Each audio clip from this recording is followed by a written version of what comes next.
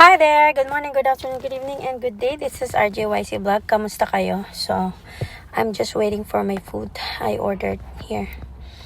Anyways, meron tayong chichikahin saglit habang nag-aantay ako.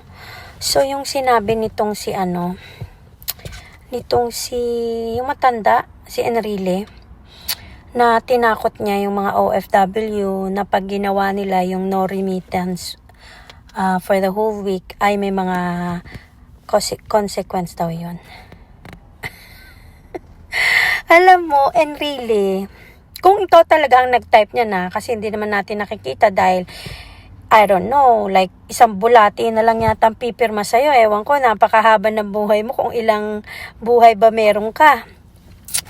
So yun nga, hindi natin alam kung siya talagang nagsabi, pero kung siya man, masasabi ko lang sa kanya, sana hindi na lang siya nagbabanta sa mga OFW. Nakalimutan niya yata na sa OFW at sa remittance ng OFW nang gagaling ang pinagkakaperahan ng bansang Pilipinas. Kaya wag niyong ginagalit yan. Kasi baka mamaya lahat ng paraan para pagkakitaan niyo yung mga OFW mawala ng tuluyan sa inyo. Ang daming way. Hindi lang naman remittance yan ha. Meron pang mga loans yan at kung ano-ano. Naku, yari kayo. So, wag niyong inaasar ang mga OFW, lalo ka na Anyways, pagpasensyahan na natin ang etong si Claire Castro na tagapagsalita ni Bangag na walang betlog. Walang betlog talaga yan walang bayag. Sorry for the word, pero that's what it is. He doesn't have a backbone. Ang tagapagsalita niya, si Claire Castro lang ang paulit-ulit na nambuburaot at tumitira sa mga Dutertes at hindi naman niya ma-explain sa taong bayan kung ano na bang mabuting nagawa ng amo niyang si Bangag. Puro kasiraan ang ginagawa niya. Puro pag-atake lang. Attack dog nga ang animal. Anyways, actually, naawa na ako dito kay Claire Castro kasi akalain mo yung ilang taong kang nagpagod na nag-aral para maging abogado ka. Tapos sa isang iglap, tinapak-tapakan mo lang yung profession mo. Hindi natin alam kung anong reason. It could be salapi or position. She's already in position. You'll never know what's really the reason bakit niya ginagawa yung ginagawa niya kasi nagmumukha na siyang katawa-tawa kasi kagaya niyan, hindi naman niya maipagtanggol ng in a positive way yung kanyang boss. Kailangan sirain niya yung mga Dutertes para kumbaga parang babaeng nakikipag-away sa kanto. Yan ang laging paraan ng pagsasalita niya. Yung attack ng attack, hindi nag-iisip kung tama ba yung sinasabi niya. Actually, parang wala na siyang isip. Ever since nag-umpisa siyang maging Yusek dyan, na tagapagsalita ko ni Bangag at na Malacanang. Lalo niyang nilulugmok ang administrasyong Bangag. Pero okay lang yan. Keep doing that. Kasi the more na ginagawa mo yan, mas lalong namumuhay ang taong bayan kay Bangag. Right? At habang nangyayari yan, mas mapapadali na yung amo mo. Baka yung amo mo, hindi na talaga magtagal dyan sa sinapupunan niya. Dyan sa Malacanang. Yun lang naman ang napansin ko. Attack dog lang talaga dyan si Claire Castro. At wag nyo na pong isipin na magpa-advise sa kanya about legal matters dahil wala na po yun. Nakalimutan niya na yun. I don't think after this she's gonna have a lot of client na mag-aas ng opinion or legal advice or legal help after na matapos ang trabaho niya dyan as a secretary of bullshit of attack dog. I don't think na may kukuha pa sa kanya after ng mga kahiyang pinagagawa niya. Kahit nga si Karen Davila nga napipikon na sa kanya kasi wala siyang ginawa kundi umatake. At talagang gina-justify niya talaga at binibigyan niya ng justice yung kanyang pagiging attack dog. Na kailangan yung kanyang pagiging attack dog maging makatotohanan at maging makatotohanan na nga ano pa. Ano bang tawag nito? Kailangan effective. Yung ganun, effective yung ginagawa niya. Kaya good luck na lang sa administrasyon ni Bangag. Ang worries lang natin ngayon is mapauwi na si PRRD. And tomorrow we have an event here in Vancouver para sa pakikisabay namin dyan sa birthday ni PRRD.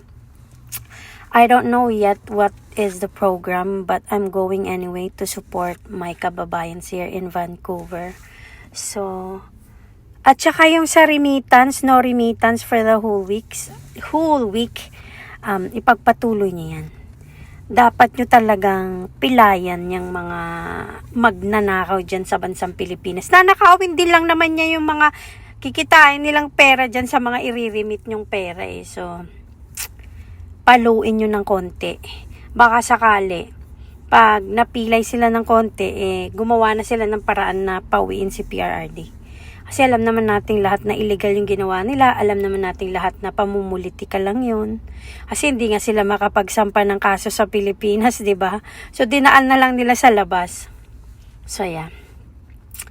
Anyways, I hope meron pa tayong bansang uuwian. Kasi I still wanna go home to the Philippines.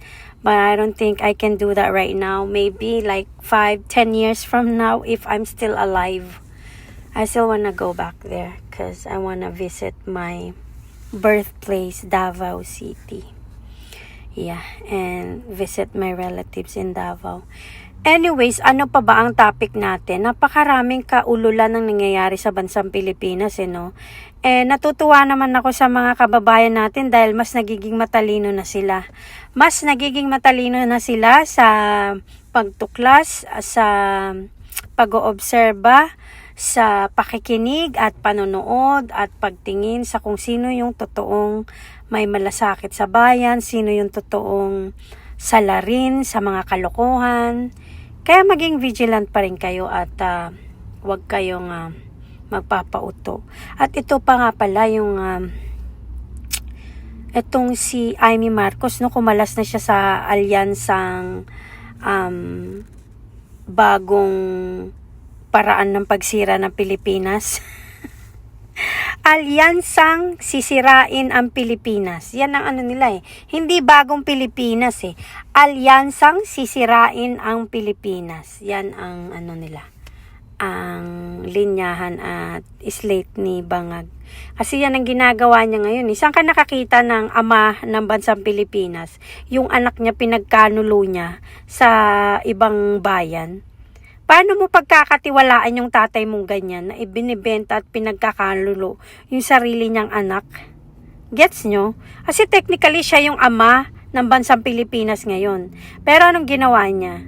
Pinagkanulo niya yung anak niya para lang sa pansarili niyang kapakinabangan. So ganyan siya kasamang tao, yung si Bongbong Marcos. Hindi nag-iisip, kaya nga sabi ni PRRD weak leader, di ba? He doesn't know how to lead. He doesn't know how to lead a country. Yan ang katotohanan. So, yeah. Anyway, sana matapos na ang kalbaryo na to at hindi natin alam kung anong susunod na mangyayari. At sana din matapos na ang kahibangan ng Bangag administration. At siya na lang yung magkusa, no? Yung paggising niya isang araw, ayoko na, baba na ako. Hindi ko na kaya tong kalokohang pinagagawa ko kasi nanaginip ako na kukunin na daw ako ni Lucifer. So, kailangan ko na magbagong buhay, yung ganun. Bababa na ako sa posisyon, hindi na ako magiging hayok sa posisyon at sa kapangyarihan at sa salapi. Bababa na ako kasi kukunin na daw ako ni Lucifer na panaginipan ko. Yung ganun, yung mabangungot siya, no? Tas isang araw siya na mismo yung mag-give up sa mga kalokohang pinagagawa niya. Sana magkatotoo yan, yung ganyang isipin ko na one day mabagok siya at ma-realize niya na nanaginip siya na masama, na kailangan niya nang bumaba sa posisyon dahil susundin na siya ni Lucifer papuntang impyerno. Yung ganon, di ba? So we'll see if that's gonna happen. We'll see kung ganyan ang mangyayari. Antayin natin, antabayanan natin kung mangyayari yan, okay? So sa ating mga kababayan dyan, just be vigilant And right now, marami tayong mga topic na halo-halo na lang. Pero i-remind ko uli yung ating vote straight PDP laban ha. Huwag nating kalimutan ang ating PDP laban. Idagdag nyo na si Doc Mata. At kung sino man yung sa palagay nyong makakatulong sa bansang Pilipinas at makakatulong para hindi ma-impeach si BP Sara. Okay? Maging matalino tayo. Vote straight PDP laban at huwag nating papayagan na makurap ang ating mga brain cells na mga taong may virus sa isip at pag-uugali. Okay? So sa mga idol si Bangag is mga bangag din ang pag-iisip niyan at wala rin sa hulog. So, pagbigyan nyo na lang. Huwag nyo na lang patulan, okay? At ano pa ba? Just keep going lang tayo. Just keep supporting PRRD and Duterte's family. And hanggat nasa tama tayo, alam ko na Panginoong Diyos ang maggagabay sa ating lahat. And alam naman natin, di ba, parang sa pelikula, pagka sa umpisa bugbog sarado yung mga bida, diba? So, ganyan ang ginagawa nila sa mga Dutertes, bugbog sarado, pero sa bandang huli, ang tama pa rin ang magwawagi at kung sino yung nasa kabutihan pa rin ang magwawagi. So, naniniwala ako dyan, naniniwala ako sa ideya na ganyan na kahit madaming pinagdadaan ng problema ang bansang Pilipinas at ang mga Dutertes, balang araw, uunlad din ang bansang Pilipinas with the help of Almighty God and of course, kasangkapanin ang Duterte families. And I'm praying for PRRD's health. Sana malagpasan niya ang lahat ng stress na pinagdadaan ngayon ng pamilya niya, which is parang wala rin lang naman sa kanya. Kasi importante lang sa kanya yung Coke Zero niya. So, I think he'll be okay. PRRD will be okay. He's gonna be okay. And everyone is gonna be okay. Let's just wait for the right time. And there's gonna be a day of reckoning. Okay? Ingat kayo lahat, guys. Again, thank you for your support, for subscribing. I know nobody is watching me that much yet. Pero okay lang yan. Mag-uumpisa tayo sa maliit. Dadami rin tayo balang araw. Tiwala lang. Okay? Just keep the faith and be strong and be vigilant at huwag tayong magpapauto at ang pinaka-importante huwag nyong ibibenta ang inyong dignidad at prinsipyo sa mga bumibili ng boto. Okay? Pag binibigyan kayo ng pera, tanggapin nyo lang, pera nyo naman yan. Tanggapin nyo lang pero iboto nyo PDP laban straight. Okay? Thank you again, guys. God bless. I'll talk to you again later. Bye-bye.